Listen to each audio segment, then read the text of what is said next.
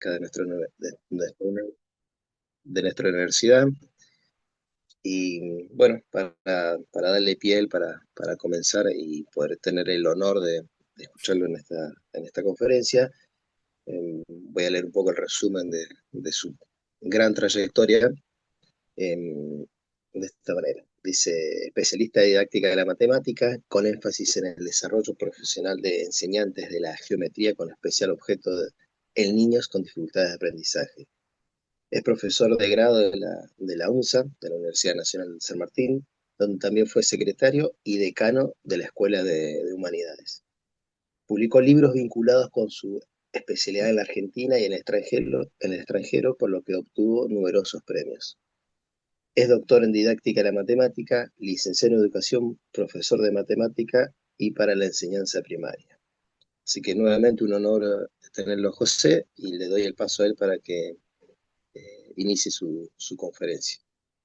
Gracias, Miguel. Buenas tardes. Qué lindo verlo, que hay mucha gente a esta hora interesada en poder pensar en conjunto y que han podido unirse al Congreso, a este segundo CADIMAT que los tiene muy entusiasmados y que siempre entusiasma. Gracias por la invitación. Para mí siempre es un placer poder compartir ideas, intercambiar ideas y jugar un poco con esto de no dar verdades en el sentido de cuestiones absolutas, pero sí compartir lo que uno piensa, digamos, que es lo que a uno le gusta hacer y demás. Voy a empezar explicando el título de la charla. Y entonces, ya me meto en el PowerPoint, ustedes me dirán si se ve lo que tengo que compartir. Vos avisame, ¿vale? Sí, ahí se ve la Sí, presentación. Bárbaro. sí, se ve perfecto. Ahí.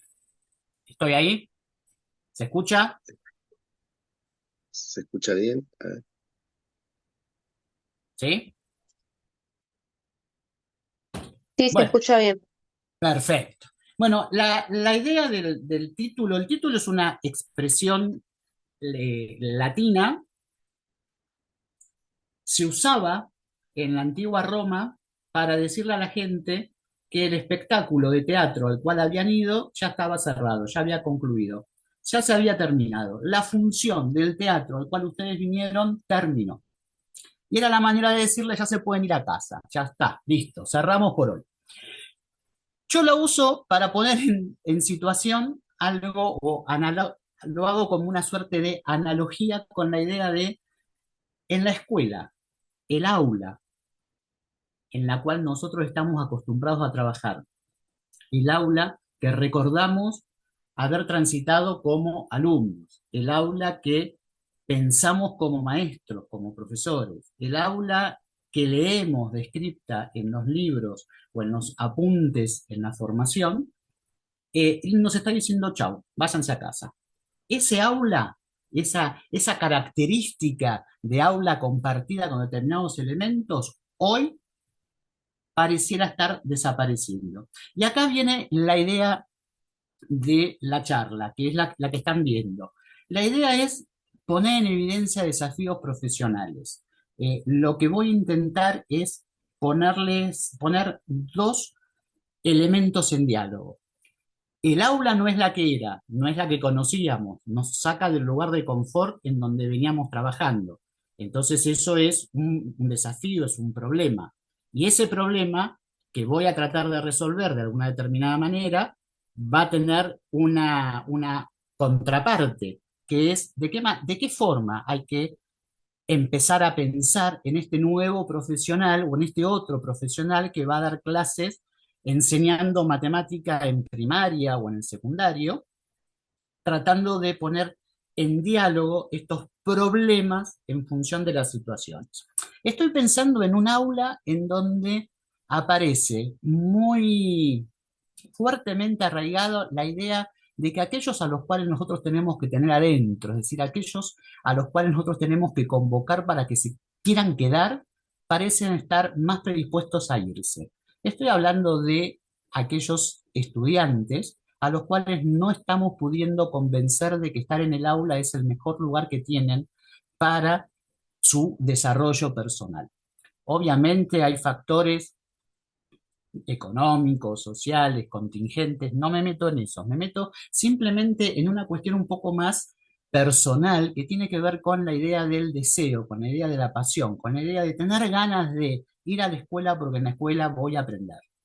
Algo que quizás por modas, por algunos atisbos de ir poniendo en evidencia o trayendo quizás cuestiones de otros lugares, de otras latitudes, hemos perdido como norte, como foco. ¿Sí? A la escuela tenemos que convencer a los chicos de que a la escuela van a aprender, van a estudiar, por supuesto, a pasarla muy bien y a tener un lugar de pertenencia muy personal, muy propio, pero es para estudiar.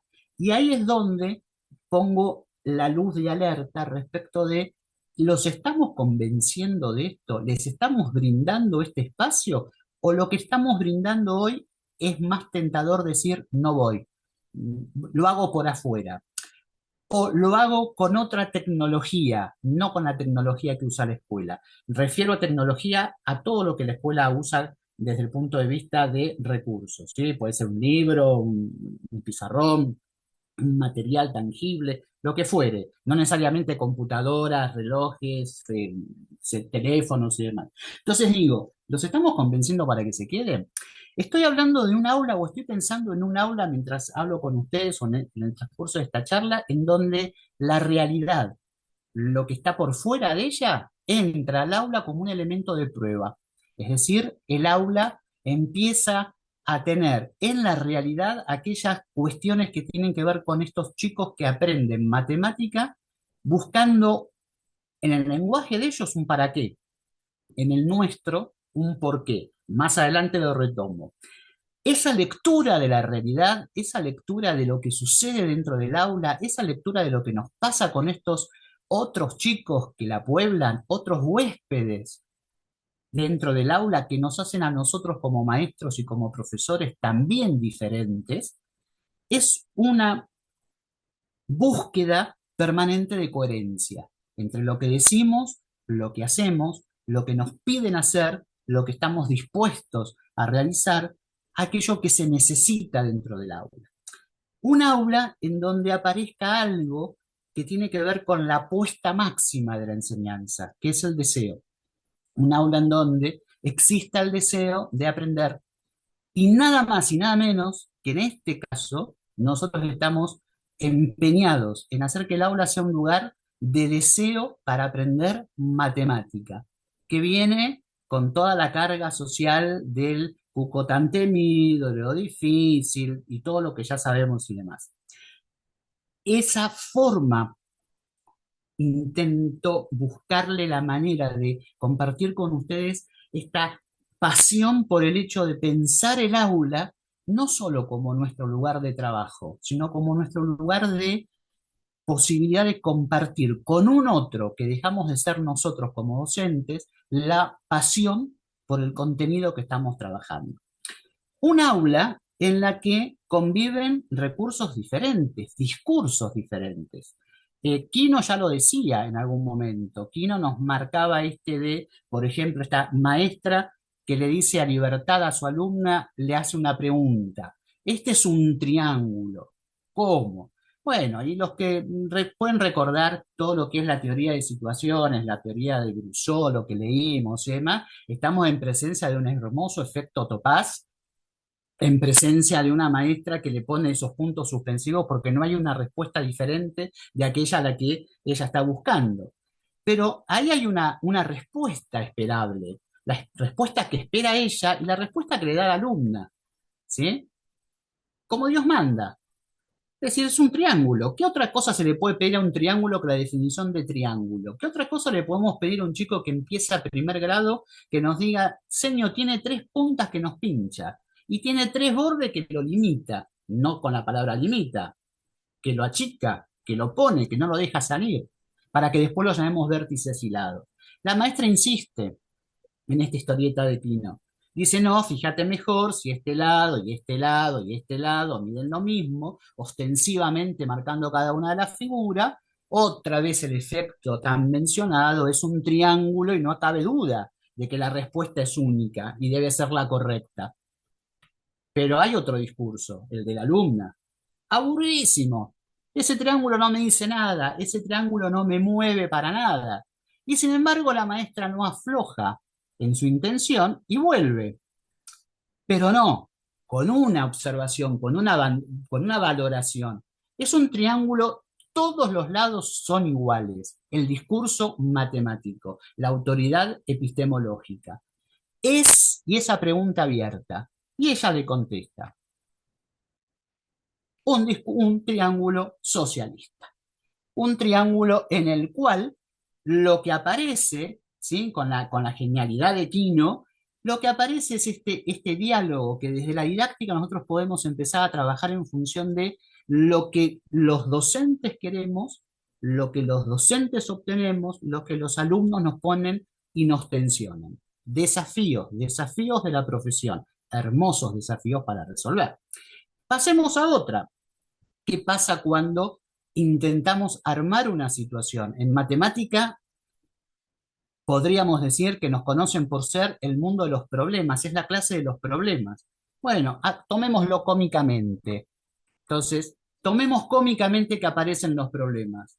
¿Sí? Aparece un signo, aparece otro signo, y acá llegan estos. ¿Sí? Y acá aparecen los problemas correspondientes. Fíjense que es una historieta, una viñeta de lo más sencilla, de lo más simple, que para un grupo de alumnos de sexto, de séptimo grado, del último grado de primaria, para el primer año de la escuela secundaria, nos empieza a generar la posibilidad de poder jugar a partir de esta situación todo el discurso matemático que va atrás de los dichosos y famosos cálculos combinados, las cuentas, lo que uno quiera trabajar, y en la formación docente la posibilidad de ver que no necesariamente el enunciado escrito con todas las palabras, con todas las letras, con toda la historia, es el enunciado de un problema. Este también lo es. Y nos genera una cantidad de preguntas al respecto. Cierro los discursos que conviven en el aula con Calvin, ¿sí? Y Haroldo, ¿qué dice? Problema típico, el señor Pérez vive a 70 kilómetros de tu casa, ambos salen a las 5:30 y manejan hacia la casa del otro, siempre y cuando no pase el temporal de ayer. Entonces, ¿qué dice? ¿Cómo sigue? Pérez viaja a 49 kilómetros por hora y vos a 56. ¿A qué hora pasás a Pérez en el camino? Y hasta aquí es un típico problema de aquellos que podemos encontrar en algunos libros de matemática dirigidos para los chicos en la escuela. Algunas veces son los que recortamos, pegamos y sacamos fotocopia, otros son los que dictamos. ¿Sí? Es un problema. La respuesta es lo interesante. ¿Esperamos una respuesta matemática o esperamos la resolución? Sin embargo, acá, cómicamente en la historieta, lo que se nos aparece es una resolución desde un punto de vista de un discurso diferente. Dado el tráfico que hay a las 5, por supuesto en una ciudad, por ejemplo en Buenos Aires o en cualquier ciudad capital, Dios sabe cuándo. Y algo que cierra la idea, que cierra la postura de esta. La propuesta es resolverlo matemáticamente. La respuesta es, te busco una posibilidad que me parece coherente, consistente. Y termina con el por qué dice lo que dice, ¿sí? Es decir, esta búsqueda de, aparece la trampa, aparece la cuestión. Lo que acabo de compartir, entre comillas, cómicamente, ¿sí? A través de historietas, a través de dibujos, tiene que ver con esta idea de pensar el hecho educativo. Llamo hecho educativo a la relación que se da entre un saber matemático. No puse contenido, y es adrede que no puse contenido, ni puse matemática, puse saber en la medida en la que es aquello que podemos compartir. El conocimiento matemático es aquello que me queda a mí, es aquello que yo aprendí, es mío, personal. Y cuando lo comparto con otro, lo tengo que contar. Yo le tengo que decir al otro lo que yo estoy pensando. Y cuando yo le digo al otro lo que estoy pensando, ese conocimiento matemático se transformó en un saber. Saber que el otro puede discutirme, me puede pelear, puede estar de acuerdo, puede estar no de acuerdo, pero es lo que comparte. comparto el saber matemático desde con ese estudiante al que quiero formar, conmigo como mediador, como docente. Este hecho educativo es el en donde se suceden estos desafíos, donde aparecen estos desafíos. Lo que conté hasta recién es el desafío de la profesión. ¿Qué, para qué, cómo, cuándo enseño matemáticas dentro del aula de primaria y de secundaria? Porque si yo me fijo en los contenidos, incluso desde el jardín, los bloques de contenido del diseño curricular son siempre los mismos. Número, medida, probabilidad, estadística, número, no hay otra cosa. Y cuando trabajo espacio, aparece algo que me dice es espacio y geometría. Esa I me está diciendo, cuidado, que lo que estás trabajando no son fórmulas nada más de la geometría métrica tradicional que estudiamos, superficie, perímetro. Estás trabajando espacio y geometría, es decir, estás moviéndote en un mundo tridimensionado. Gran desafío profesional. ¿Cuál es ese saber matemático? El saber que circula dentro del aula, partiendo de una idea. Para mí, y yo lo comparto, me parece muy interesante la definición que da Huxley respecto de la matemática. A este señor lo han llamado el bulldog de las matemáticas también en algún momento, en algún motivo y demás. Y si se fijan en la definición, no la voy a leer, simplemente la voy a comentar, las tienen ustedes ahí proyectándose. Es interesante pensar que lo que él nos está diciendo a través de lo que está escribiendo. Es un molino, y claro que el molino puede ser perfecto, hermoso y espectacular, y puede ser el más caro que podamos haber comprado o el mejor que podamos tener en el mercado. Pero si yo lo que le meto adentro es cualquier material, lo que me va a dar, o lo que me va a devolver es esa mezcla de ese material que le puse, no lo que yo estaba esperando. Lo digo de otra manera dentro del aula. Si lo que yo pretendo dentro del aula de matemática es formar estudiantes que se apasionen por el saber matemático, que no es repetir fórmulas o definiciones, sino usar la matemática como una herramienta, como un modelo que le permita entender lo que sucede en su alrededor, entonces lo que yo le tengo que brindar tiene que ser ese condimento que le permita obtener este resultado. Si lo que yo le doy son fórmulas, si lo que yo le doy son recetas, si lo que yo le doy son elementos eh, característicos de un mundo no cercano a lo que a él le interesa, el resultado seguramente no va a ser el que estoy esperando. Esto me hace pensar en dos grandes grupos de gente que hacemos matemática, ¿sí? Los matemáticos, que formulan teoremas, propiedades y demás, aquellos que tienen la desfachatez de trabajar, permítanme el comentario de esta manera, la desfachatez de trabajar en una compañía de seguros y de ofrecerles a las personas que tienen una determinada edad un seguro de vida.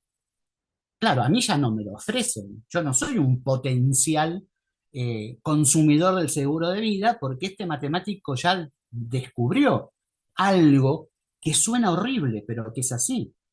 Han calculado, ¿sí?, la posibilidad, la probabilidad de que suceda algo que a nosotros no nos gustará, pero que es importante para la compañía. Es decir, calculan la probabilidad de nuestra muerte. Como no nos pueden matar para poder determinar cuándo nos vamos a morir, la estiman. Y entonces esa estimación hace que alguien que ya pasó los 40 como yo, no sea un potencial cliente. Y alguien que empieza con los 20, con los 21, sea un potencial cliente. Bueno, ese es el matemático. Ese no es el que vive dentro del aula. A lo sumo, a ese matemático es al que yo traigo al aula como una referencia histórica. ¿Por qué Tales estaba en Mileto cuando era griego y determina esa propiedad que me permite calcular la altura determinada de tal cuestión? ¿Qué aparece siendo Pitágoras? ¿Qué hacía tal o cual persona dentro de tal o cual lugar? Es decir, aparecen como referencias. En el aula, los que convivimos somos los que planteamos problemas y nos planteamos problemas con aquellos que intentamos se lo planteen también y usen la matemática, es decir, los que no somos matemáticos, los que utilizamos la matemática como una herramienta, como un elemento de trabajo. Planteado de esta forma, el aula es un lugar, es un escenario en donde aparecen los problemas de la profesión docente. Nosotros, los que ya somos y los que estén escuchando que se están preparando para hacerlo, hemos elegido una profesión con determinadas características, con determinadas cualidades. Quizás haya un ingeniero, un contador, un arquitecto, que sabe mucho más de matemática que lo que podamos saber cada uno de nosotros que la vamos a enseñar. Pero hay algo que nos diferencia de ellos, y es que además de aprender el contenido matemático, nosotros nos formamos para enseñar matemática. A diferencia del ingeniero, del arquitecto, del contador, que quizás tiene una vocación o una forma innata de dar explicaciones, no se formaron para enseñarla, nosotros sí. Entonces nosotros somos profesionales en otro ámbito, somos los profesionales del aula, somos los profesionales que estamos llamados a rearmar el contenido matemático de acuerdo con las características del destinatario, para que ese destinatario de ese contenido que yo estoy enseñando lo pueda usar y lo pueda capitalizar en su propia formación.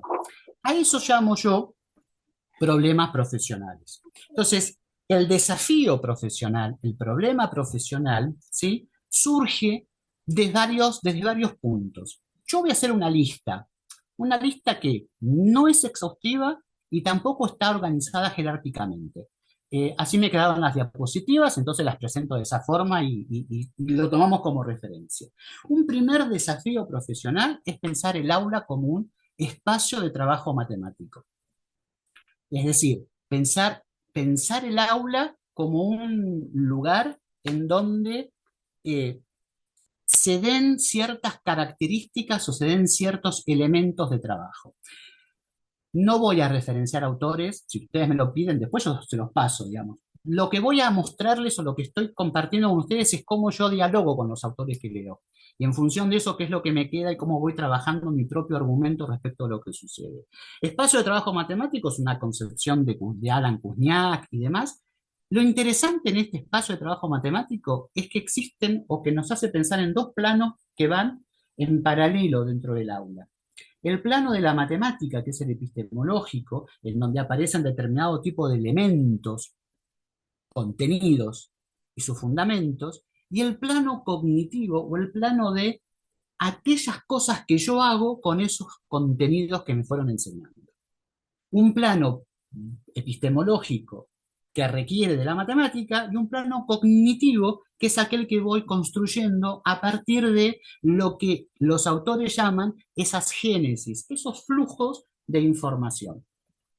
Cuando nosotros ponemos en el pizarrón, yo hago ejemplo geométrico porque de la matemática que estudié es la única que me queda como recuerdo, digamos. Entonces digo, por ejemplo, si nosotros ponemos un cuadrado, dibujamos un cuadrado en el pizarrón y entramos a analizar el cuadrado en el pizarrón y demás. ¿Qué hacemos? Un proceso de visualización. Es decir, ¿qué les pedimos a los chicos? Que apliquen propiedades mediante las cuales nos puedan definir cualidades de ese cuadrilátero en particular y demás. Y queremos llegar a la gran definición de que el cuadrado por sus ángulos es un rectángulo, por sus lados es un rombo. Hermosa definición que algunas veces llegamos, otras no. Esa definición es epistemológica. El cómo voy a lograr que lo construya el alumno es un proceso que se da en ese flujo que comunica ambos planos, que es ese flujo de génesis, que puede ser apoyada en la representación, apoyada en la visualización, apoyada en el discurso.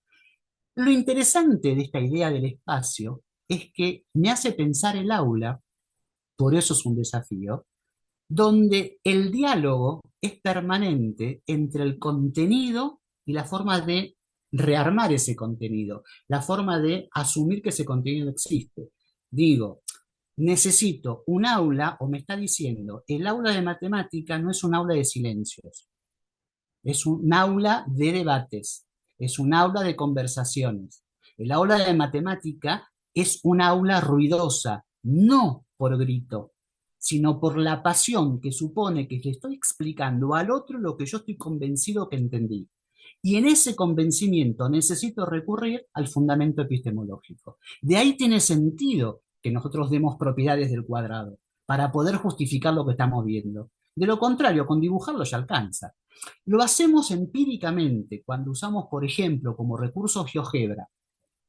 Dibujan un cuadrado por GeoGebra. Nada más lindo que ir a la pantalla, trabajar con ellos sobre su pantalla, trabajarles con el mouse y ver que si me apoyo en cualquiera de sus puntos, el cuadrado se deformó. Ese U, se deformó el cuadrado, hace que aparezca el diálogo epistemológico acerca de construiste el cuadrado desde el punto de vista de lo que viste, pero no lo construiste desde el punto de vista de su definición. Tiene sentido estudiar propiedades para que lo que vos construyas tenga un fundamento. Ahí un primer desafío, pensar el aula como un espacio de trabajo matemático. Un segundo desafío, ¿qué hago con lo que le brindo a los chicos? Por ejemplo, gente como yo, que tiene tanto pelo y que nos puede molestar y que nos puede trabajar y demás, solemos usar para poder acomodarnos el pelo, hacemos como una suerte de rodete, un demonio, un lápiz, atravesamos y nos queda armado el rodete para que no nos moleste el pelo, para que no se nos venga el pelo en la cara.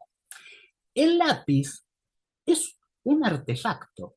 El lápiz alguien lo inventó para que yo pueda escribir, para que yo pueda marcar algo, para que yo pueda subrayar. Pero como a mí me servía de otra manera, yo le puse mi intención a ese artefacto, le puse mi necesidad a ese artefacto. Ese artefacto se transformó en un instrumento. Esta lógica de artefacto-instrumento tiene que ver con los recursos. Llamamos recurso a todo aquello que tengo alrededor mío. Por ejemplo, un mazo de cartas españolas. Eso es un recurso. Como tiene intenciones, yo tengo intenciones de llevarla al aula para trabajar con ellos, escalas, juegos de salón, una escoba, cualquiera de los juegos conocidos, entonces le pongo el adjetivo que me indica intencionalidad docente, es decir, le pongo didáctico. Entonces las cartas españolas son un recurso didáctico. Hay cartas que yo uso, a esas cartas españolas yo las puedo modificar. Entonces hago un juego con mazos de cartas que, asemejando a las españolas, aparecen escritas con números escritos como racionales, escritos como fracción, o dibujados como relación parte-todo. Ese ya no es un recurso didáctico, ese es un material didáctico. ¿Por qué? Porque lo armé yo. ¿Lo armé para qué? Para mi objetivo de enseñanza.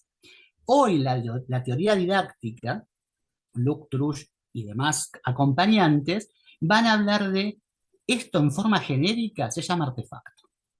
Todo aquello que yo tengo es un artefacto. Disponible es un artefacto. Cuando a ese artefacto yo lo hago funcionar de acuerdo a mi necesidad, entonces es un instrumento. Mientras tanto, es un artefacto. Un libro de texto es un artefacto.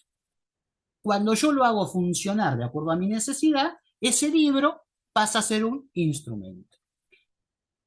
El artefacto evoluciona y termina siendo un documento. ¿Cuándo? Cuando en el trabajo en equipo, cada uno de nosotros le pone su propia impronta. Entonces ya no es un instrumento para mí, pasa a ser instrumento con mi necesidad y para mí, con la necesidad de mi compañero, con la necesidad de mi compañera. Entonces ahora es un instrumento compartido, un instrumento que satisface necesidades de varios. Es un documento. Esta idea, dicha así rápidamente y demás, es un nuevo desafío profesional, porque los chicos traen al aula artefactos que ellos utilizan como instrumentos de los cuales nosotros no teníamos ni idea de su existencia. No solo estoy hablando del celular, los teléfonos inteligentes, la computadora, otras cosas que aparecen dando vuelta, que los chicos, por ejemplo, en secundaria traen y en primaria más todavía. Porque estos relatos de senio, ¿sabés qué? Y ahí agarrémonos fuerte, porque el ¿sabés qué? Viene con una historia y esa historia viene con toda la película acerca de cómo aquello que le regalaron pasó a ser un instrumento y él lo usó para tal cuestión. En la hora de matemática, esos instrumentos nos desafían, nos interpelan, porque nos sacan del lugar de confort al que veníamos trabajando. Si yo antes les enseñaba a los chicos a dibujar una función y la gráfica de la función la hacía con una tabla de pares ordenados, entonces ponía el valor de la X, el valor de la Y, cuando va la X vale tanto, la Y vale tanto, cuando la X vale tanto, la Y vale tanto, y aparecía y demás. Hoy eso ellos tienen un instrumento, un artefacto que transforma en instrumento, que por ejemplo es el Photomath. Entonces ellos lo traen al aula. Y eso me desconectó en la clase. ¿A qué digo me desconectó la clase? Es un desafío profesional. Ya no alcanza con que yo explique la tabla de valores, o no es necesario que yo explique la tabla de valores. Ya la da la máquina, se la da el celular. Tendré que repensar cómo hago dialogar con ese instrumento. Les pongo otro desafío profesional, ¿sí? Que es pensar la clase. En concordancia con otros autores, Edelstein, Steinman, Sanjurjo, yo no hablo de planificar la clase. Planificar la clase es, en términos de la teoría de situaciones a la cual estamos referenciando siempre, muchas veces en matemática, cuando leyeron, si alguien leyó Chevalar, por ejemplo, y demás, planificar la clase es una técnica. Es decir, nos dan un cuadro, algunas veces el cuadro es más largo, algunas veces es más chico, algunas veces apaisado, otra vez es vertical. ¿Sí? ¿Qué ponemos? Objetivos, contenidos, actividades, tiempo, recursos. Es una técnica, no lo estoy minimizando. Lo que digo es, me aprendí la técnica, cómo se hace una planificación y yo planifico. Lo que yo estoy trabajando desde el punto de vista del aula de matemática es un concepto mucho más fuerte, que es pensar la clase. Yo me pongo a dilucidar sobre algo que no pasó y que yo pretendo que suceda. Me la imagino, la estoy pensando. Después pasan cosas dentro del aula que yo llevé. Y ahí también estoy pensando la clase. Y ahí también la estoy revisando. Y cuando me voy del aula, me voy hasta planteando, y si hubiese contestado tal cosa, si hubiese contestado tal otra. Algunos autores lo han llamado ingeniería didáctica.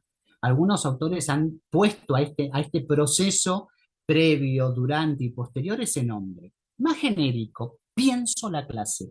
¿Por qué me gusta usar pensar la clase? Me parece mucho más potente desde el punto de vista de lo que estoy intentando formar en este docente o en este colega, futuro docente o ya docente en ejercicio.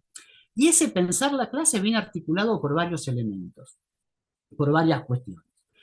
El primero es el sentido pedagógico. ¿A qué llamamos sentido pedagógico?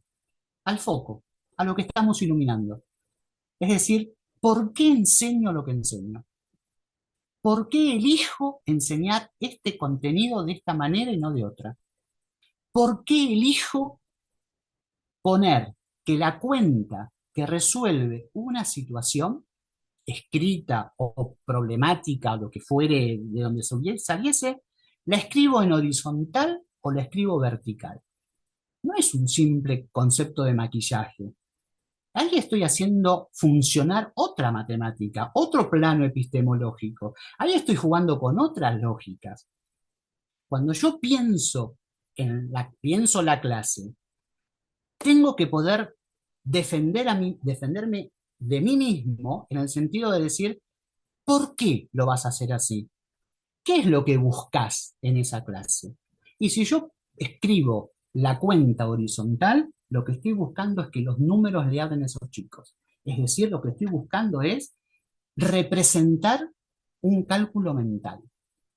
Lo que estoy buscando es que esos chicos hablen con esos números, componiendo y descomponiendo. Que digan que 230 más 450 es 200 más 400 más 20 más 30, que empiecen a hablar con esos números de un lado y del otro. Si yo propongo el resultado, el modelo de resolución como una cuenta vertical, el sentido que yo le estoy dando a mi clase es: hagamos primar la lógica del sistema de numeración. Unos, dieces, cienes, unidades, decenas, centenas, como la queramos llamar, en relación a, bueno, esto es legal, esto no es legal, esto puede pasar, esto no puede pasar. Entonces, el pensar la clase tiene un sentido pedagógico. Preguntarme no para qué enseño lo que enseño, sino por qué enseño lo que enseño. No es un para, es un por. ¿Por qué enseño eso? ¿Por qué hablo de categorías conceptuales del contenido? No hablo del tema de la clase. El tema de la clase es una formulación genérica de un nombre que vaya uno a saber de dónde salió, posiblemente del diseño curricular, del libro, de lo que fuere. Cuando decimos que hablamos de categorías conceptuales, ¿qué recorte del contenido va a circular en el aula de matemática? Esto que decía yo antes, de toda la estructura del sistema decimal, yo elegí trabajar con cálculo mental. Y hay una red epistemológica de contenidos matemáticos que están detrás de esta idea de cálculo mental.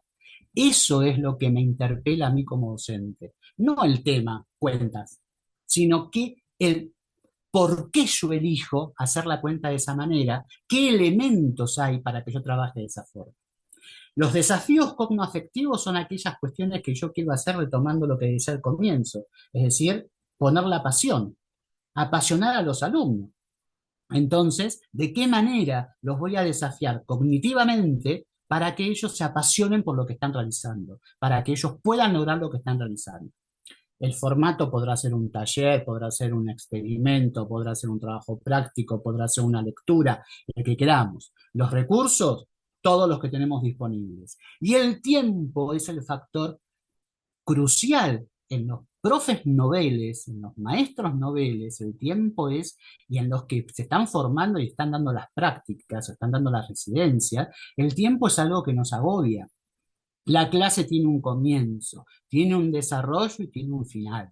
Y esto lo tenemos marcado como a fuego. Para los que ya tenemos unos años de experiencia, la clase es el lugar en donde yo voy a pensar junto con los otros que no soy yo, los contenidos que elegí priorizar con sentido dentro del aula. Y si no me alcanzaron los 40 minutos, no me alcanzaron los 80 minutos, lo retomo en la próxima, porque ahí va a estar mi habilidad para hacer, traer, recuperar los contenidos previos pertinentes. ¿Esto qué quiere decir? ¿Que el tiempo no interesa? Sí, importa, por supuesto que importa, pero cuanto más años tenemos de servicio en la profesión, menos tiempo nos ponemos a pensar en el tiempo de la clase.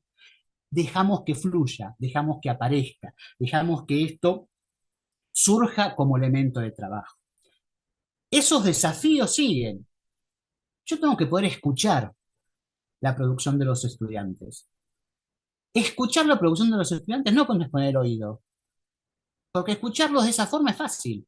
Cuando alguien me está contando y vehementemente me quiere convencer de lo que está diciendo, escuchar es una actividad, un desafío fácil de resolver. Acá la escucha, la referencia teórica es Artavi, acá la escucha es, señores, ¿cómo hacen ustedes para entender lo que el chico escribió como si se lo estuviese contando? Es decir, cuando el pibe escribe lo que escribe, ¿qué me dice matemáticamente? ¿Qué me está contando matemáticamente? Un recurso interesante para poder formarse en este desafío, para poder trabajar con ese desafío, son las pruebas aprender, las pruebas PISA. Cuando las pruebas están pensadas técnicamente, cada uno de los ítems que yo puedo elegir como respuesta posible al problema, me marca una posible respuesta. Es decir, me dice hasta dónde ese estudiante logró responder. Una es la correcta.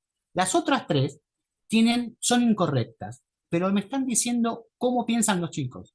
Algunas veces porque llegan a ese resultado porque no tomaron en cuenta una potencia, otras veces porque no tomaron el orden de las operaciones, otras veces porque no consideraron tal propiedad. Algunas veces el resultado tiene que ver con un resultado, calculo la superficie tengo que calcular qué superficie tiene un terreno de tanto 12 de largo y 4 de profundidad. Y el resultado que me dan como opción es 16. El chico que dice que eso da 16 es el chico que leyó dos datos y lo sumó. El chico que me dice que eso es 24, 12 y 12, 24, 6 y 6, 12, 24 más 12, me da 36, si no me equivoco en la cuenta, ese chico lo que hizo fue confundir perímetro con superficie. Es decir, cada ítem, cada respuesta me está dando una posibilidad. Eso es escuchar. Es tratar de dilucidar qué es lo que el chico me está diciendo detrás de lo que me está escribiendo. No necesariamente porque lo escuche. Otro desafío profesional, gestionar el aula. Es decir, movernos dentro del aula, maniobrar dentro del aula, buscar en ese aula la posibilidad de que el contenido circule, que la voz de los estudiantes sea importante, que la voz mía como maestro sea importante, no siempre porque soy la autoridad desde el punto de vista del contenido, sino porque soy aquel que va a terminar diciendo qué es lo que va a ser el circular dentro del aula, pero asumiendo que esa gestión tiene que ser una gestión de los recursos que tengo disponibles, recursos personales, materiales y de trabajo. Último desafío, organizar el aula. Fíjense todo lo que le pongo a la organización del aula. Tengo que aceptar. Tengo que aceptar la idea del otro. Lo estoy pensando no en términos de estudiantes. No estoy diciendo que los chicos tienen que formarse para aceptar las ideas de los otros y demás. Yo estoy hablando del profesional docente en el aula. Estoy hablando de nosotros como profesionales de la enseñanza. Yo tengo que aceptar que hay un alguien que no soy yo como docente que tiene ideas. Ideas sobre el contenido que estoy trabajando a las cuales tengo que aceptar. Esas ideas pueden ser correctas o incorrectas, las tengo que aceptar. Después veo cómo trabajo lo correcto o lo incorrecto. Tengo que adoptar las ideas de los otros, ponerme en el lugar de esos alumnos. ¿Por qué pensó lo que pensó? ¿Qué elementos de los que yo habilité la clase anterior hacen que él hoy pueda pensar esto? Y si no los habilité yo en la clase anterior, ¿quién se los habilitó? ¿La mamá? ¿El papá? ¿El abuelo? ¿Los amigos por fuera de la escuela? ¿Lo que hace por fuera de la escuela? Respetar esa opinión como un elemento de trabajo interesante, traerla, valorizarla, conciliar con eso, poner en la balanza, esto es lo que vos decís, esto es lo que dice el libro, esto es lo que dice tal cosa, entonces cómo eso se va relacionando para reflexionar con esa otra persona respecto de la situación. En esta idea de organizar el aula, de trabajar con el aula, puede haber más desafíos, seguro, un montón de otros. Pero digo, si estos son los desafíos que yo le propongo o les propongo pensar como docentes o como futuros docentes, también tengo que poder decir, o también tengo que poder pensar, son desafíos que no surgen de la nada, en el sentido de, bueno, ahora se va a dar cuenta, en algún momento se va a dar cuenta que estos desafíos aparecen, se va a dar cuenta y entonces va a intentar resolverlos. Yo lo que digo es que hay una formación docente, formación que comienza en el profesorado cuando uno ingresa y quiere y elige ser docente de matemática o elige ser maestro y va a enseñar matemática, y que se mantiene a partir de ese día en el que uno pisó por primera vez el aula de formación, no termina. La formación es permanente, permanente por el diálogo con el otro, permanente por la lectura, permanente por pensar en estos desafíos. En esa formación, o a esa formación, yo digo, los desafíos le aportan a la formación una reflexión sobre los contenidos, asumiendo que esos contenidos son entidades abstractas, ¿sí? Los contenidos de la matemática no son tangibles, pertenecen al mundo psíquico, pertenecen al mundo de las ideas. Entonces yo tengo que tener en cuenta que voy a enseñar algo, voy a enseñar sobre algo que no es tangible. Tengo materiales tangibles, dejo la palabra, el adjetivo concreto para el pensamiento, concreto o abstracto. Manejo para los materiales el adjetivo tangible o no tangible. Entonces, tengo materiales tangibles. Recorto un cuadradito en papel, trabajo sobre una figura. Sí, todo lo que uno quiera. Pero el contenido, el concepto matemático que está detrás de eso, no es tangible. ¿Sí? Es una abstracción. Esa abstracción se relaciona con una red, no viene sola, ya sea con algunos contenidos del secundario que solo sirven para abrir otras puertas, ¿sí?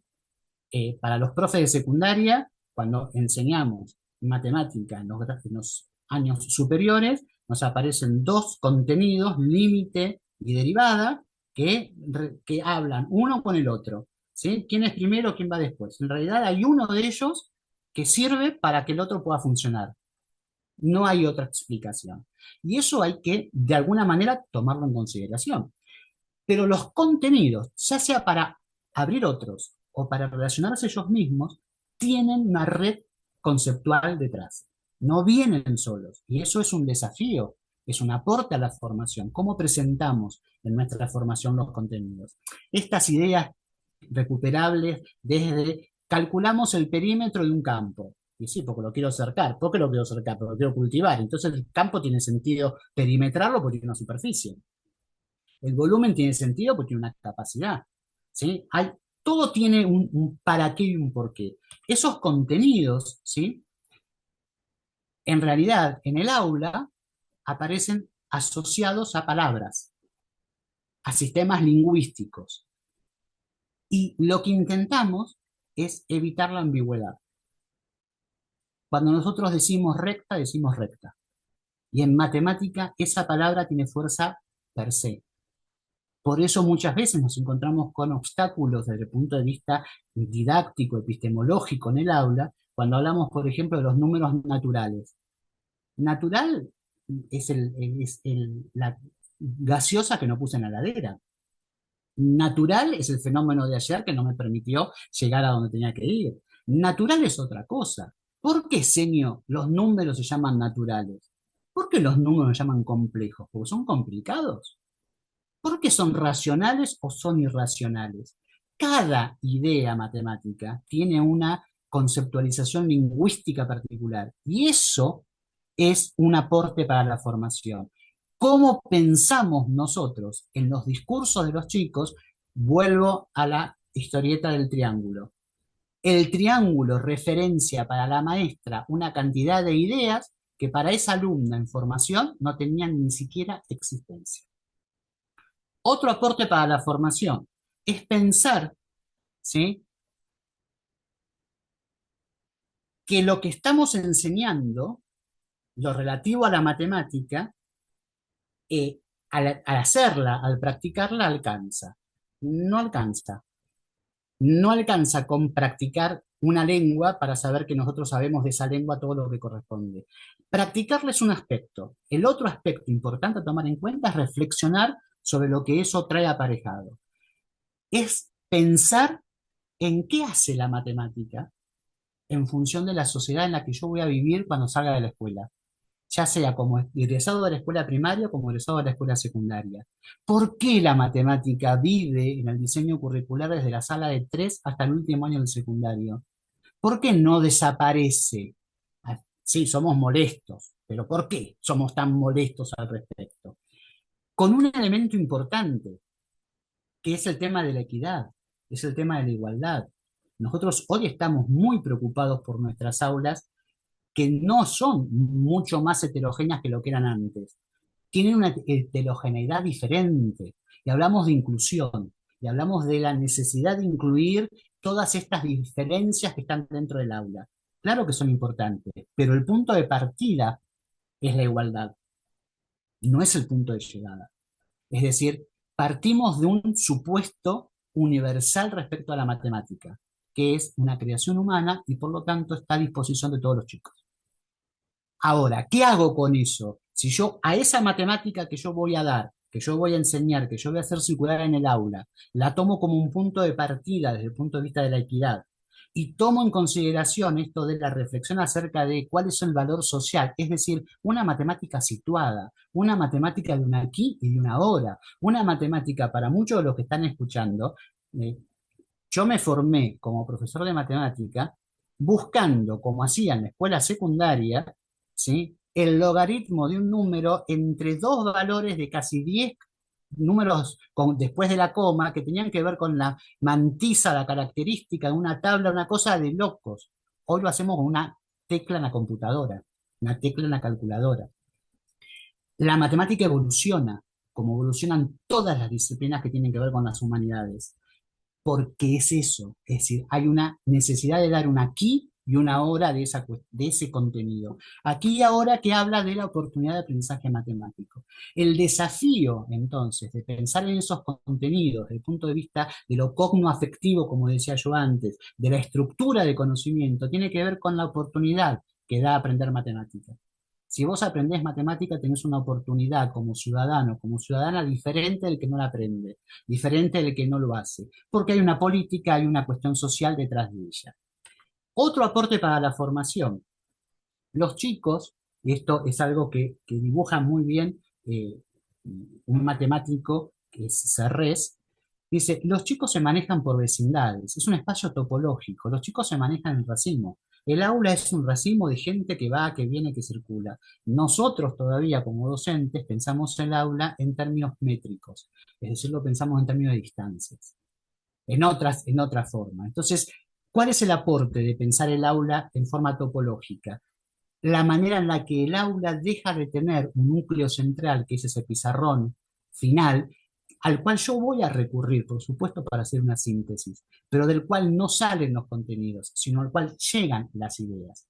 Porque el saber matemático, ese que circula en el hecho educativo que decía antes, ya viene objetivado, viene recolectado, viene al toque de una tecla. Y si no está en una tecla, está en un libro. Y si no está en un libro, está en un apunte. ¿Sí? Nuestros estudiantes no tienen necesidad de organizar el contenido matemático. Tienen necesidad de escudriñar dentro del contenido matemático. Tienen necesidad de ir a ver qué sucede dentro del contenido matemático. Porque ellos mismos aportan culturalmente aquello que necesitan. Ellos van a preguntar aquello que necesitan. Ellos van a trabajar sobre aquello que necesitan. Ya sea porque el colectivo se puede pagar en algunas provincias, en algunos lugares, desde un celular, o se puede pagar con una tarjeta, o se puede pagar en efectivo. Ya sea porque está disponible ese contenido, ese saber matemático está ahí. Y ese es el que nos hace a nosotros pensar que ya el diálogo es entre pares que se preguntan, no entre pares respecto de el acceso al conocimiento, entre pares que se cuestionan y que se preguntan. Otro aporte para la formación, volver a colocar al docente como un mediador, es decir, el docente como un representante del saber matemático. El docente que cuando entra al aula es la autoridad. La autoridad no como autoritarismo. La autoridad porque es aquel que sabe algo más de lo que va a suceder con ese contenido y se puede anticipar a determinado tipo de problemáticas que pueden suceder.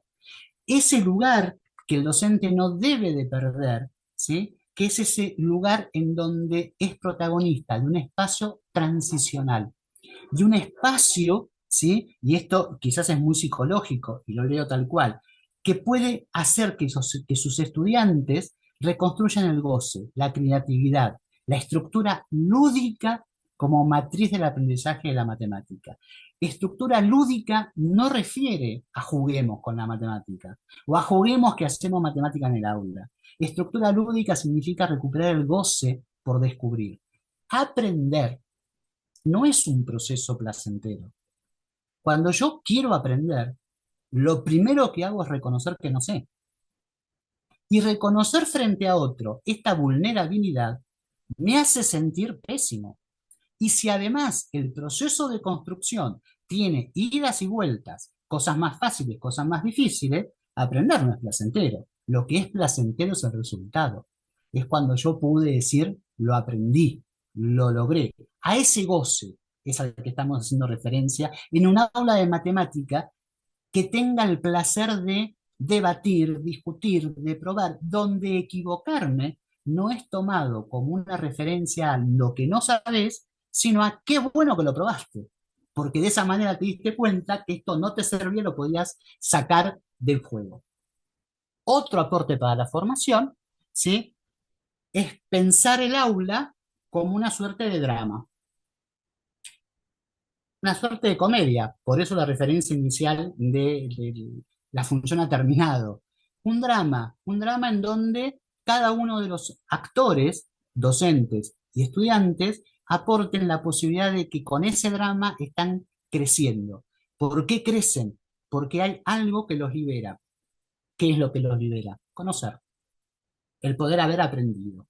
¿Sí? Y en eso tenemos que poner en cuenta que existen posibilidades cognitivas, metacognitivas, posibilidades comunicativas respecto de los alumnos. Es decir, todos estos verbos que aparecen ahí, identificar, seleccionar, interpretar, copiar, son todas acciones que nosotros como docentes podemos promover en el aula para que los estudiantes aprendan matemáticas.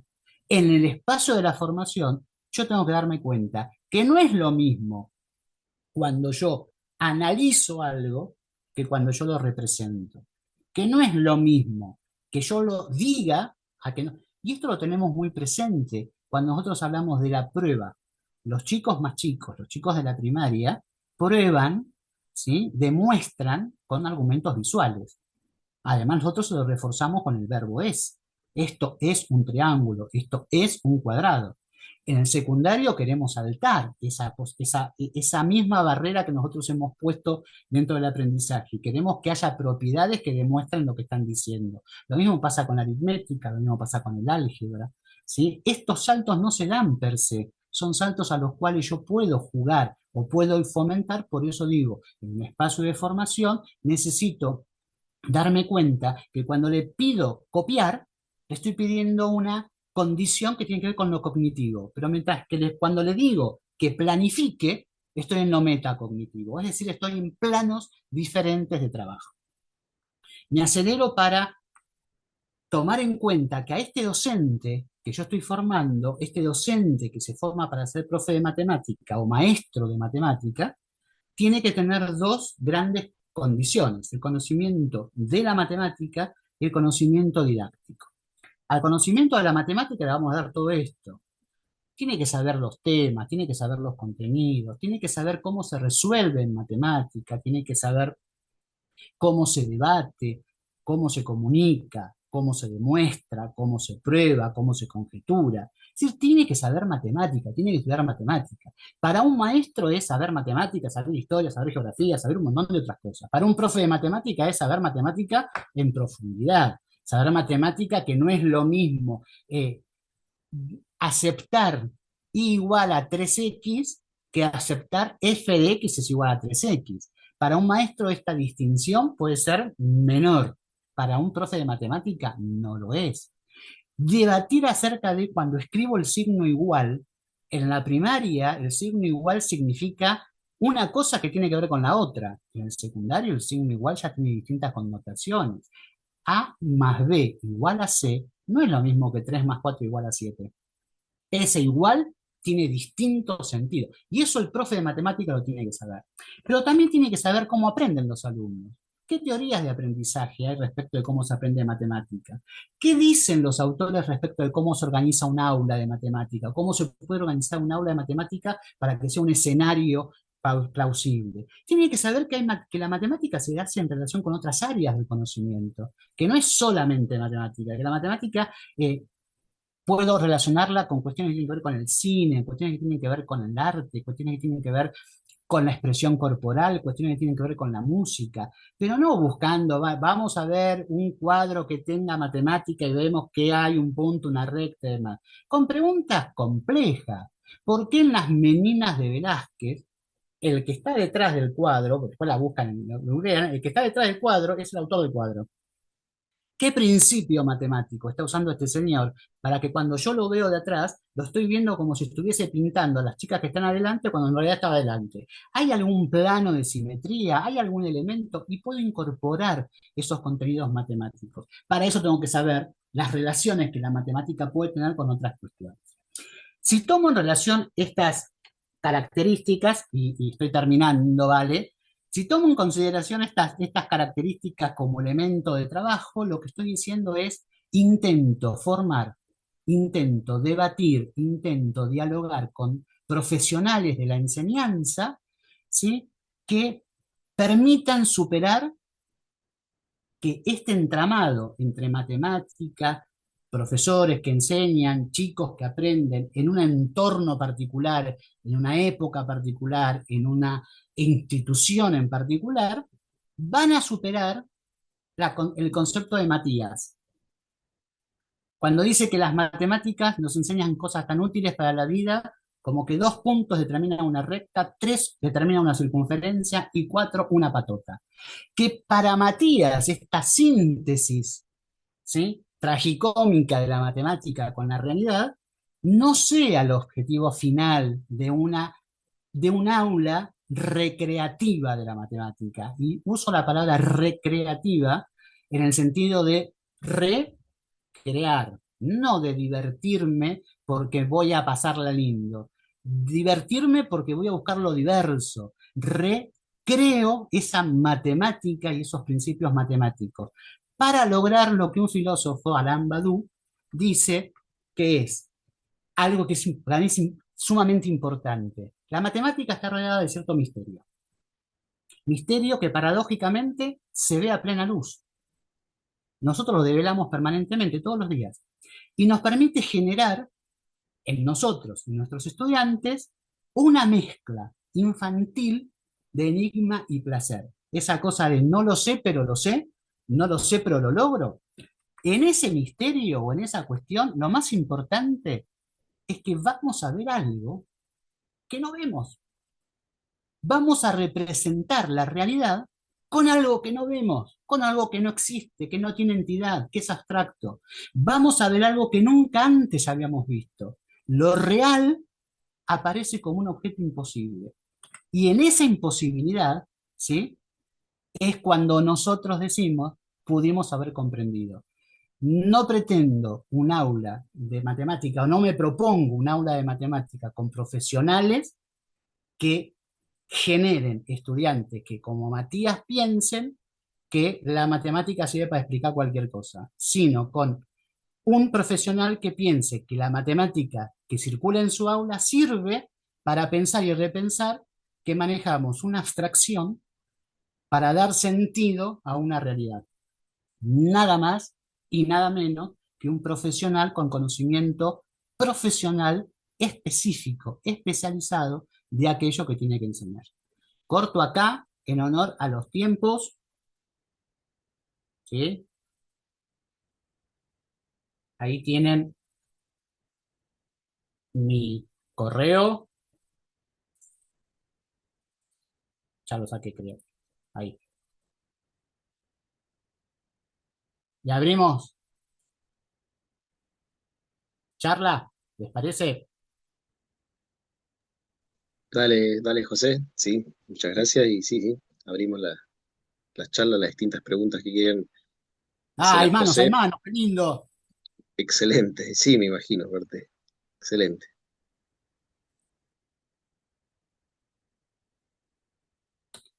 Bueno, no sé, ¿quién empieza?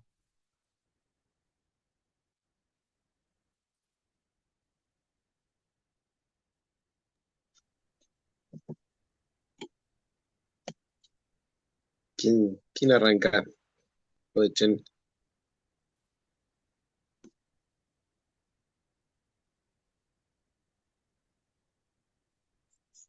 Hola José, yo voy a, bueno, saludarte, igual, ¿Cómo te va, Gabriela? muy bien, contenta de poder verte y escucharte, siempre tus palabras nos amplían una mirada y también a problemáticas que en el día a día vemos en el aula, justamente, en donde esto es un ecosistema, digamos, en donde aparecen, uno planifica, lleva una idea y de repente pueden pasar millones de cosas.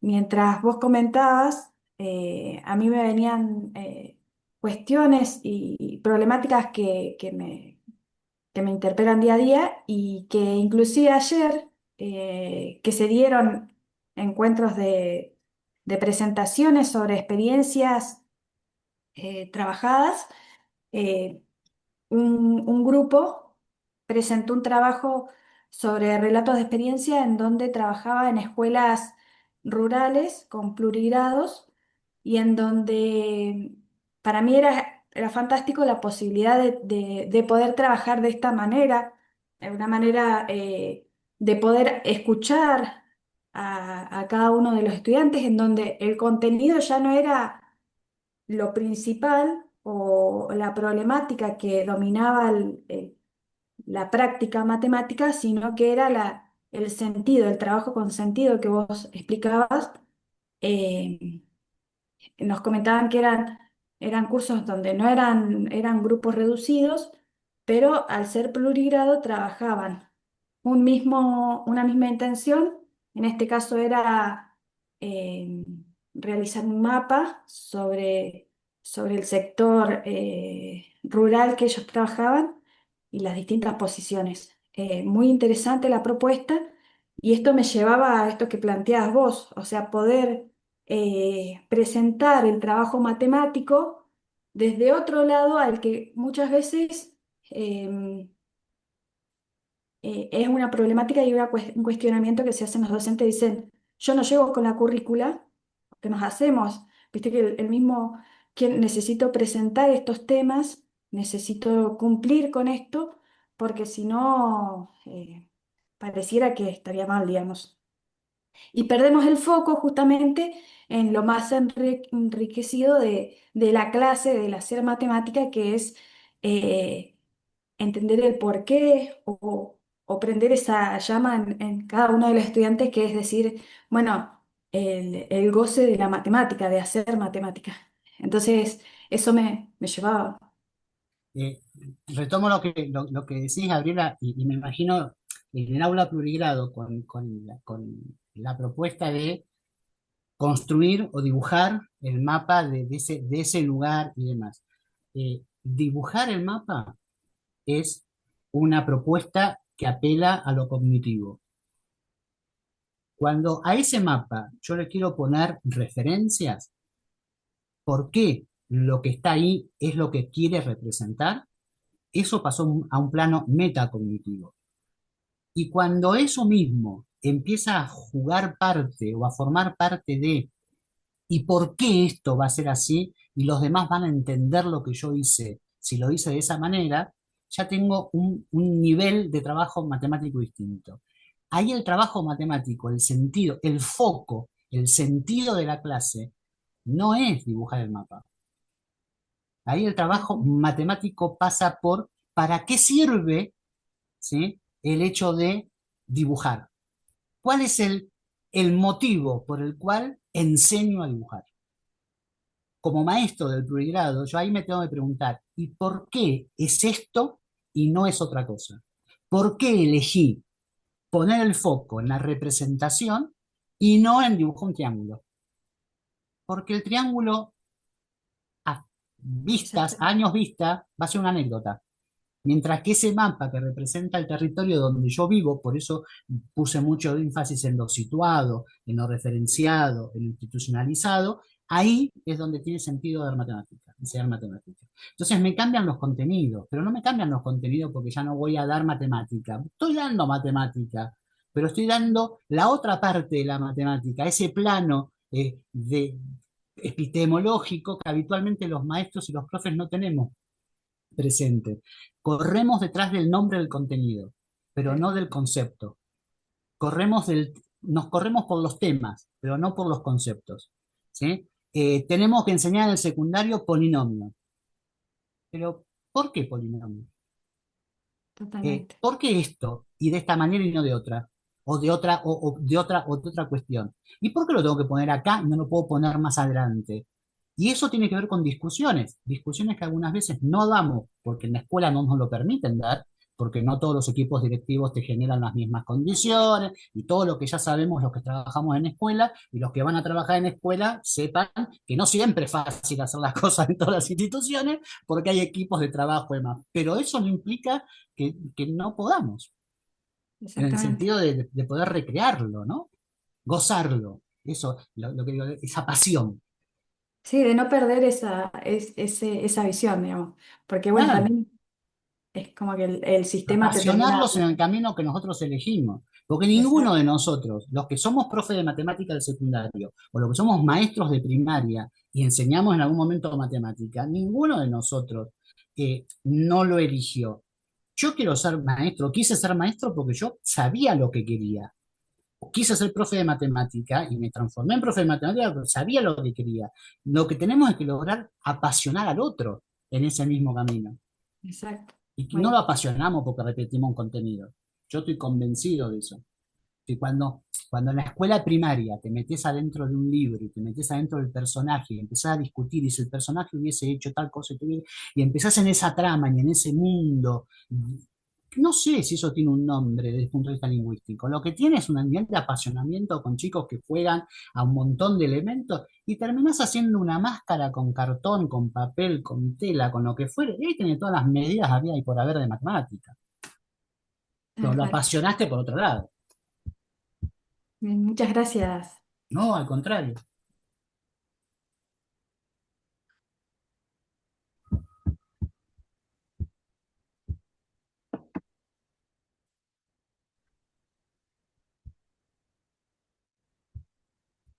Están muy callados. Después podemos pelear también, que está lindo.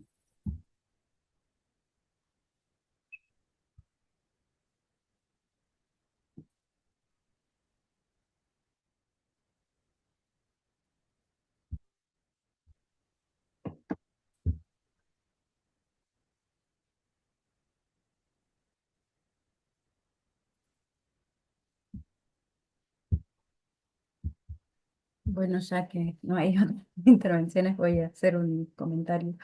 Eh, Nada, me quedo pensando en mi caso particular como formadora de docentes, en todos estos desafíos que tenemos para transmitir a nuestros estudiantes, futuros docentes, justamente estos desafíos profesionales que nos planteas en la conferencia. Eh, y también invitarlos, en principio uno intenta por lo menos desde mi experiencia, transmitirles este gusto por la matemática o por el pensar, por el hacer matemática, y eso puede propiciar que ellos después quieran hacerlo con sus estudiantes, ¿no? Yo siempre les digo, bueno, en principio conozcamos que existe otra matemática, porque hay que ver cuál es la matemática que vos conocés, con la que tuviste oportunidad en principio de vincularte.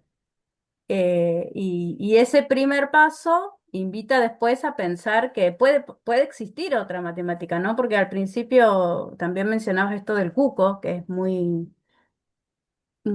frecuente de tenerle temor, tenerle miedo y de tener estudiantes del profesorado de primaria que te digan, yo nunca voy a enseñar matemática. ¿Y cómo puedes decir que nunca vas a enseñar matemática?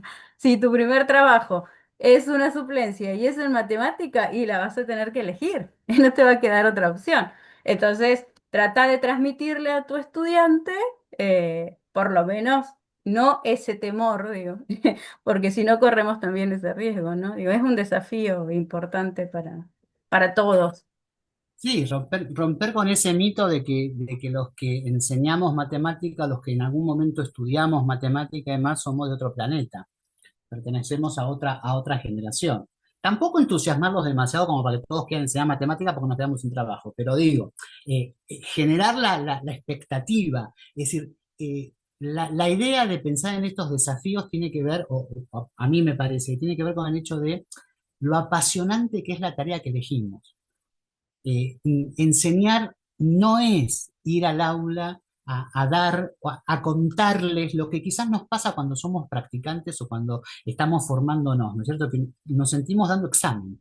Cuando uno va al aula, cuando sale a dar sus primeras prácticas, cuando sale a hacer su residencia, uno siente que el profesor lo está observando, que la maestra lo está observando, que todo el mundo lo está observando y uno tiene como puesto esa coraza de si yo tengo que decir las cosas, las tengo que decir bien, las tengo que colocar y tengo que dar la clase perfecta y organizada además. Y cuando uno ya se mete dentro del trabajo, dentro del aula que uno tiene a cargo, sea suplente por unos días, por un año, o a la que te toca, uno siente esa posibilidad de decir, no, pero lo lindo que es asombrarse de la pregunta, una pregunta que te hacen desde esa necesidad del goce por saber o por querer o por preguntarte o por saber más y que nosotros podamos responderles, no del lugar de la soberbia de, no, eso está mal, o cómo vas a preguntar eso, sino decir, me meto con vos y me meto con vos adentro de la pileta y dale, vamos a nadar juntos, a ver qué logramos juntos. Ese apasionamiento es el que a mí me parece importante poder recuperar como elemento. Fabiana tiene la mano levantada. Bien, Fabiana. ¿Qué tal? Buenas tardes, ¿cómo le ¿Cómo anda? va? Un placer escucharlo, un placer Gracias. también escuchar los aportes de las compañeras y de la profesora, la verdad, para mí es un orgullo.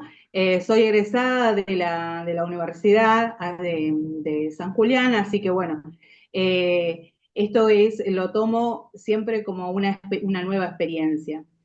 En cuanto también estoy dando clases actualmente en tercer grado, bueno, lo cual me apasiona y bueno, estoy muy ligada a las matemáticas, a la didáctica de la matemática y siempre, casi siempre en mis clases termino diciendo que la matemática nos vino a resolver la vida cotidiana. Y eso me parece interesante porque estuve dando la resta con dificultad, en la cual los chicos vienen con un miedo, un temor a la resta con dificultad, pero buscándole la vuelta de tuerca en cuanto a la descomposición de los números, he llegado a la conclusión de que no he frustrado a mis alumnos este año, así que bueno, le hicimos como una vueltita de tuerca y no hay resta con dificultad, o sea, en mi grado ya no existe resta con dificultad. Y también aprovecho de saludar a la profe Valeria, que bueno, transmitiendo esta pasión por las matemáticas, creo que su granito de arena ha llegado a mi profesión. Bien, Fabián, tomo eso de la dificultad. Cuando leemos eso como título en alguna propuesta curricular y demás, y la verdad que nos hace repensar qué estamos escribiendo respecto de eso. La cuenta no tiene dificultad. La dificultad en tal caso se la encuentro yo en el camino de construcción. Ahora, cuando vos decís, descompongo los números, y yo suelo usar una frase poco ortodoxa dentro del mundo de la didáctica, hace que los números te hablen, hace que los números jueguen con vos. ¿Qué te están diciendo los números? ¿Qué te cuentan los números? 340 dividido 4. Como 3 no lo puedo dividir entre 4, entonces tomo 34. ¿Quién no se puede dividir? ¿Quién dijo que está prohibido hacer qué? 340 tenés, no tenés un 3. Al menos, si yo quiero que tengan un 3, tengo 3 centenas, 4 decenas, 2 unidades que se dividen en 4. 3 centenas no las puedo dividir entre 4, entonces las voy a canjear por las decenas. Y ahí tengo 34 decenas para dividir entre 4. Pero no es un paso de magia, que tú tomas, hago el arquito, entonces como 3 no se puede, entonces el 34 es el que se puede. Pero ahí hay una lección mía como maestro. Yo elijo que esos números hablen desde la lógica del sistema de numeración. Pero ¿por qué no me doy permiso para que los números le hablen a esos chicos de otra forma? Escuchémonos. Lee el número. ¿Qué dice el número? 340. No se puede dividir entre 3 si tenés 340. ¿Cómo que no se puede? Sí que se puede. Y ahí empieza esto que vos decís de los números se componen y se descomponen. Bueno, es ese famoso cálculo mental que nos aparece en los diseños curriculares, que no es hacer cuentas en la cabeza, es componer, descomponer y ver de qué manera juego. Y entonces tiene sentido ese apasionamiento, porque lo que vos elegiste como camino de trabajo tiene 20 chicos dentro del aula, 30 chicos dentro del aula, que te generan una discusión terrible. Porque, no, yo así no lo pensé ni loco, eso es recontra largo, hacerlo más corto, hacerlo más chico. Si es cierto también que al otro día seguramente vendrá alguien que diga, mi abuela, mi tía, mi papá, mi hermana me dijo, se hace así. Y entonces, bueno, esto que yo decía, genial, no te lo contrapongo. Ven y contalo. A ver, contanos lo que te enseñaron. Y darse cuenta él mismo, decir, no, pero me olvidé. Bueno, entonces anda a casa y decirle que te lo van a explicar. Y yo sigo explicando la que yo quiero o la que yo voy favoreciendo. Sí, esto es lo lindo del trabajo. Es esta posibilidad de decir, no dejemos de lado esta cuestión de la falsa rigurosidad encorsetada en una matemática totalmente dura. No seamos no rigurosos, seamos rigurosos, pero una matemática más de placer, más de diversión, más de búsqueda de determinadas cuestiones. te fuiste al patio y jugaste a la pelota y jugaste. Bueno, a ver, ¿cómo le contamos a la familia lo que hicimos en el patio?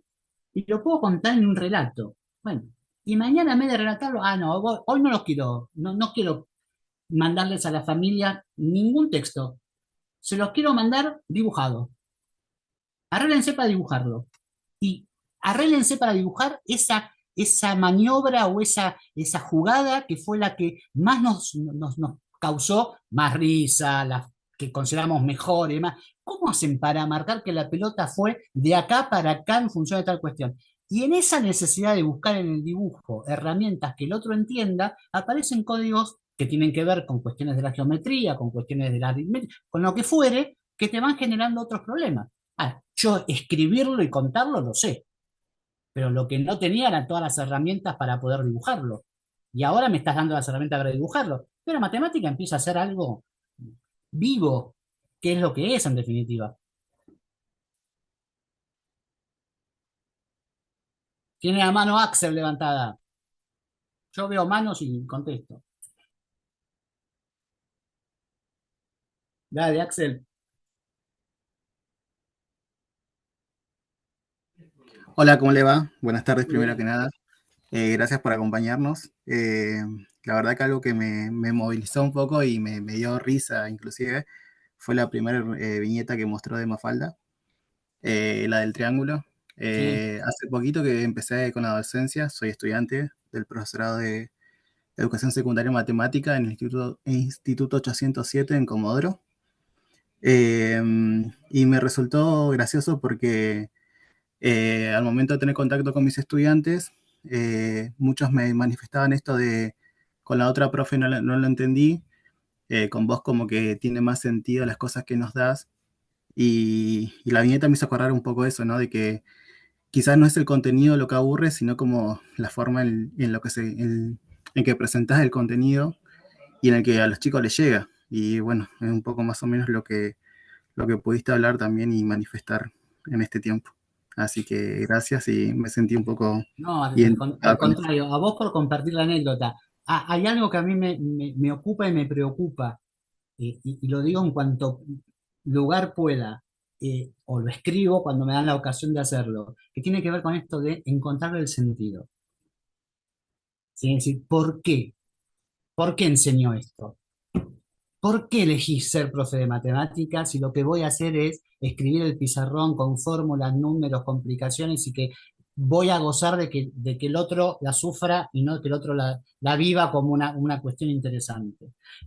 ¿Por qué si elegí ser maestro de la escuela primaria? Voy a tratar de colocarle a los chicos situaciones que los compliquen cuando en la realidad lo que yo tengo que lograr es que los pibes te digan, ay, qué lástima que ayer hubo viento y no pude ir a la escuela porque hoy me la perdí. No, que te digan que esa primera cosa que puse acerca de, bueno, la escuela parece estar pensándose a sí misma cómo ver cuántos más puedo dejar afuera, ¿no? Y ese apasionamiento, eso es lo que tenemos que lograr en los que formamos. Bueno, José, vamos a ir cerrando porque bueno, ya tenemos una conferencia planificada en 16:30. Tenemos que cerrar esta para poder habilitar la otra.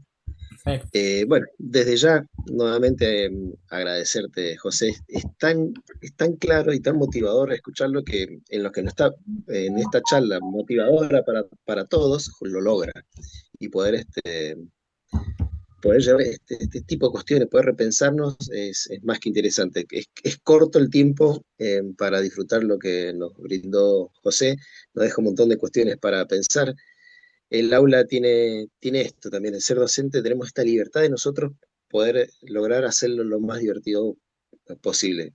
Algo que tiene la docencia que no es para nada aburrida. Tenemos para entretenernos, el público se renueva, dijo Mirta Legrand, y eso es lo interesante. Todos los años o durante el año podemos ir cambiando y modificando nuestras clases en virtud de esto, de motivar y también nosotros mantener esa motivación por la cual elegimos ser docentes. Y este tipo de encuentros, bueno, ayudan un montón a esto. Así que, bueno, agradecerte, José, nuevamente y estaremos en contacto seguro. Y agradecer a todos los que estuvieron presentes y pudieron disfrutar de esta charla. Cuando quieran. Cuando quieran, acá estamos. Muchas gracias a ustedes por invitarme.